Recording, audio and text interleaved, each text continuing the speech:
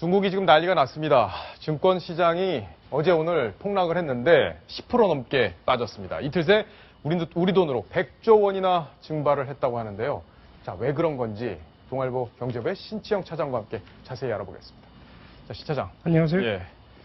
100조면 정말 엄청난 돈이 허공으로 날아가 버린 거네요. 그렇습니다. 예. 네. 얼마나 떨어진 건가요, 일단? 중국 증시가 어느 정도 요동을 치고 있는지 그래프를 한번 준비해 봤는데요. 예. 중국 경제가 상당히 그 발전을 거듭하다 보니까 증시가 꽤 많이 올랐습니다. 올 들어서 60% 가까이 올라서 6월 12일에 5,166까지 연중 최고점을 찍었습니다. 네. 중국 정부가 이때 너무 증시가 과열되는 거 아니냐 해서 대출을 받아서 주식을 매입하는 거를 규제를 하기 시작했습니다. 그랬더니 투자자들이 깜짝 놀라서 주식을 내다 팔기 시작을 했죠. 정부가 그랬군요. 증시를 냉각시키는 거 아니냐 해서. 그래서 한 달도 안 돼서 3,507, 예. 32%나 빠졌습니다. 그래요. 네, 굉장히 많이 빠졌죠. 예. 그래서 7월 8일에 이렇게 빠지니까 중국 정부가 이번에는 야 이거 너무 큰일 났다, 너무 빠진다 해서 예. 또 맹탕 운탕이네요. 그렇습니다. 예. 부양책을 굉장히 강력한 부양책을 쓰기 시작했습니다. 뭐 중앙은행을 동원을 해서 주식을 사들이기도 했고요. 예. 그다음에 마음대로 주식을 사고 팔지 못하게 자의적으로 주식 거래를 중단시키기도 하고요. 그래요. 그러다 보니까 지난주에 한 4,000선까지 회복이 됐습니다. 네. 그래서 이제 국제 투자자들이 이제 중국 증시가 안정이 되는 거 아니냐 해서 상당히 안도하고 있던 차에 어저께 무려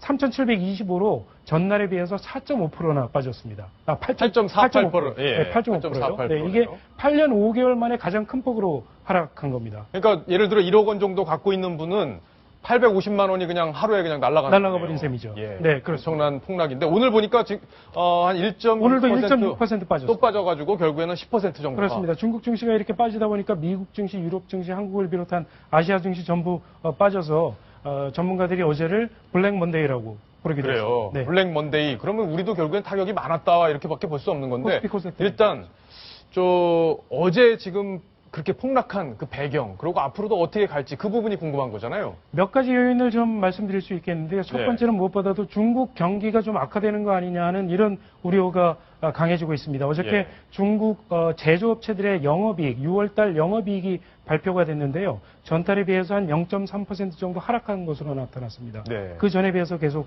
많이 줄어들었죠. 그리고 제조업 업황이 굉장히 안 좋아지고 있다는 이런 우려 때문에 올해 중국 경제 성장률이 7%에도 못 미치는 거 아니냐 이런 우려가 강해지고 있습니다. 두 번째로는 미국 금리 인상 전망 때문에 그런 영향도 있는데요. 미국이 금리를 올리게 되면 달러화가 강세가 되고 반면에 위안화는 약세가 되겠죠. 위안화가 약세가 되면 환차손을 입을 것을 우려를 해서 외국인 투자자들이 중국 주식을 팔고 빨리 빠져나오려는. 미국으로 가겠죠. 금리를 또 미국에 더 주니까. 그렇습니다. 예. 그런 움직임이 강해지죠. 이달 들어서 외국인 투자자들이 중국 상하이 증시에서 한 6조 원 정도를 팔았습니다. 그래요? 월간 기준으로 최대 금액입니다. 예. 그리고 세 번째로는 이 중국 증시가 제대로 홀로서기를 할 수 있겠느냐 이런 신뢰도 국제 신인도가 많이 떨어졌습니다. 뭐냐고 하면은 이 중국 증시가 이렇게 악화가 되니까 중국 정부가 굉장히 강력한 조치를 가지고 부양을 시켰거든요. 예. 그럼 중국 정부의 도움이 없이는 중국 증시는 홀로설 수 없는 거 아니냐 이런 시장 우려가 논리로만은 살아남지 그렇습니다. 않고 정부가 개입을 했다가 또 그런데 영향을 너무 많이 받으니까 그렇습니다. 이 증시 진짜 불안하다. 네. 여기서 그래서 털고 빠져나가는 나가야겠다. 투자자들이 많은 거죠. 예. 지금 중국 펀드 같은데 투자하시는 분도 참 많을 텐데 지금 속이 좀 타들어갈 것 같은데 반등하는 겁니까? 어떻습니까? 지금 전망은 좀 엇갈립니다. 주가라는 게 정확하게 예측하기가 굉장히 힘든 문제 아니겠습니까? 예. 근데 분명한 건 증시라는 게 경제 상황을 반영하는 거울이라고 하죠. 중국 경제가 반등을 하면 증시도 따라서 좋아질 수 있을 거고요. 중국 경제가 악화가 되면 중국 증시도 어려워질 수 있을 텐데 사실은 지금 현재로서는 중국 경제가 그렇게 호전될 것이라는 징후는 나타나지 않고 있는 상황입니다. 그래요. 네. 자, 중국 경제 정말 걱정인데 큰 영향이 없기를 바랄 뿐이네요. 자, 그 다음에 이 국내 아파트 얘기 또 하나 해봐야 될 텐데 요즘 아파트 값이 많이 오르고 전세는 또 더더욱이 또 많이 오르는 상황인데 이 경매가까지 이렇게 오르고 있다고요? 네. 경매에 사람들이 관심이 엄청나게 많아진 모양이네요. 부동산 경기가 좋아지면 경매 시장도 좋아집니다. 경매라는 게 아시다시피 대출을 받았다가 대출을 갚지 못해서 압류를 당한 이런 아파트들이 경매 시장으로 나오는 거 아니겠습니까? 그러니까 네. 조금 일반 시세보다는 조금 싸게 구매를 할 수가 있습니다. 그래서 지금 저희가 그래프를 좀 보여드리고 있는데요. 6월 달과 7월 달에 서울 전체 아파트와 3억 원대 아파트의 예. 낙찰가율을 저희가 한번 비교를 해봤습니다. 낙찰가율. 낙찰가율이라고 하면은 이 감정 가격에 대비해서 낙찰받은 금액의 비율을 말합니다. 말하자면 서울 전체가 6월 달에 90% 감정가가 1억 원이었으면 9천만 원의 낙찰을 받았다 이런 얘기가 되겠죠. 7월 달에는 92%로 올라갔고요. 3억 원대 아파트는 조금 더 많이 높습니다. 95% 정도에서 101% 정도로 높아졌습니다.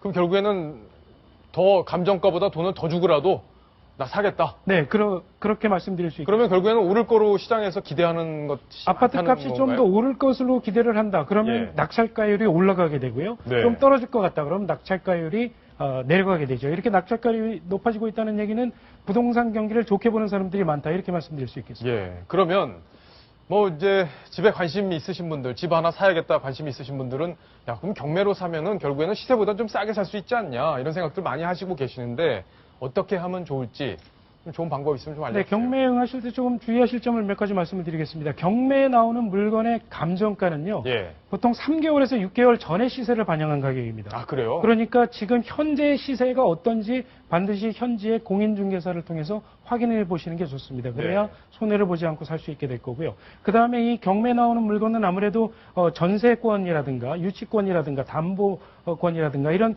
각종 권리들이 많이 얽혀 있는 경우가 그러니까 문제가 생겨서 결국엔 경매가 넘어온 거니까 그렇습니다. 그 권리 관계를 잘 파악해라. 그렇죠. 그러니까 등기부 등본을 꼼꼼히 좀 분석해 보시는 게 좋을 거고요. 예. 그 다음에 너무 지나치게 높은 낙찰가율로 경매를 받으시게 되면 손해를 볼 수도 있을 겁니다. 아마 보통 한 85% 정도에서 낙찰을 받는 게 좋겠다. 이렇게 전문가들은 조언을 하고 있는데요. 아무리 좋은 물건이라고 해도 시세의 95%를 넘는 건 피하는 게 좋을 것 같습니다. 예.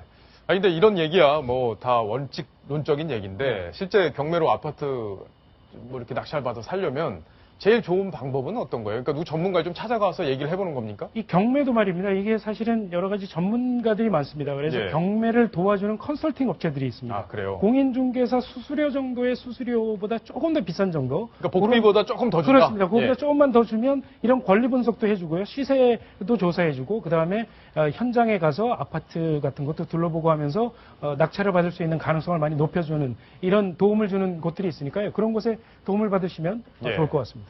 자, 신청 차장이 나오면 언제나 이 돈이 되는 알짜 정보를 저에게 소개해 주시는데 오늘도 좋은 말씀 감사합니다. 자, 경제 관련 이야기 여기까지 정리하겠습니다. 자, 다음 주제로 갑니다. 다음 주제 바로 이겁니다.